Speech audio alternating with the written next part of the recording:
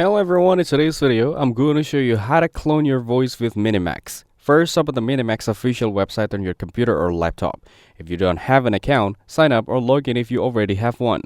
Once logged in, navigate to the voice or text-to-speech section. Here, look for options like custom voice, voice clone, or create new voice. Then, click create to start the process. Next, you'll need to provide a sample of your voice. You can either record directly or upload a file. Make sure your recording is 30 to 60 seconds long, with no background noise, and your tone is natural and clear. A good tip is to read a short graph clearly and steadily so MiniMax can analyze your voice properly. Once uploaded, MiniMax will analyze your voice and generate a cloned voice model. This usually takes a few minutes, depending on your recording and server load. After the voice is read, enter any text you want to convert. Select your custom voice and click Generate. You can then download the generated audio file in high-quality formats like WAV or MP3.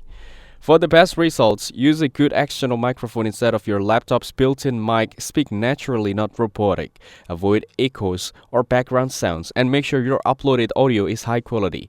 That's it. Thanks for watching. Don't forget to like and subscribe for more videos.